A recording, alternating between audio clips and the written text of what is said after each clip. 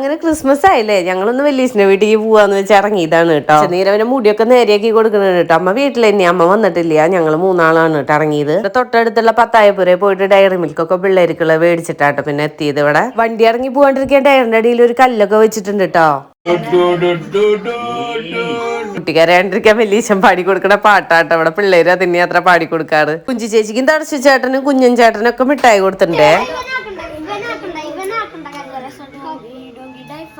അങ്ങനെ നമ്മുടെ പഴയ ഒളിച്ചപ്പരാതി കളിയാണ് കേട്ടോ അവര് കളിച്ചുകൊണ്ടിരിക്കുന്നത്. നല്ല രസമായിരുന്നു കണ്ടുകൊണ്ടിരിക്കുക. നീരവന് വലിയ വശമില്ലാത്ത കളിയായോണ്ട് കുഞ്ചി ചേച്ചിയാണ് കേട്ടോ നീരവന് കൂടെ നടന്ന് കുഞ്ചി ചേച്ചിയാണ് ഒളിച്ച് നിൽക്കാനൊക്കെ അവനെ സഹായിച്ചു തരുന്നേന്ന്. ആ ഓടി വന്ന് ഉണ്ണീനെ എടുത്തോട്ടെ. എനിക്ക് ഉണ്ണീനെ എടുക്കാൻ അങ്ങോട്ട് കൊതിയായിട്ട് വയ്യായിരുന്നു. അങ്ങനെ കുറച്ചു നേരം കഴിഞ്ഞപ്പോ സുജി ആന്റിയും സ്മോക്കിയൊക്കെ വന്നു. ആന്റി വരുമ്പോ ബിരിയാണിയും ചിക്കൻ കറിയൊക്കെ കൊണ്ടാ വന്നത് കേട്ടോ. നീരവന്റെ കഴിഞ്ഞിട്ട് ഞാൻ ഇരിക്കാന്ന് വെച്ചിട്ട് ഞാനിങ്ങനെ അവര് കഴിക്കണമെന്ന് നോക്കി കേക്ക് കഴിച്ചിട്ടാണ് കേട്ടോ നിക്കണത്. ശ്രുതി ചേച്ചി, ചലച്ചിത്ര ചേട്ടൻ എല്ലാരും വന്നു കേട്ടോ. എല്ലാവരും ചേട്ടനെ എല്ലാരും കൂടെ കടയിലൊക്കെ പോയിട്ടുണ്ടായിരുന്നു കേട്ടോ. സ്മോക്കി പിള്ളേരെ കണ്ടു കഴിഞ്ഞാൽ കിൻഡർ ജോയ് അത് ഇതൊക്കെ മേടിച്ചു കൊടുക്കാറുണ്ട്. അങ്ങനെ മേടിച്ചിട്ട് എല്ലാരും കൂടെ വീട്ടിലെത്തി. പിന്നെ ചായ കുടിച്ചോണ്ടിരിക്കുന്നതിന്റെ ഇടയിൽ നീരവ് കളിയുടെ ഇടയിൽ ഒന്ന് വീണ് കാലൊക്കെ പൊട്ടിയിട്ടുണ്ടായിരുന്നു. പിന്നെ നമ്മള് നേരെ വീട്ടിലേക്ക് തിരിച്ചു പോയിട്ടാ.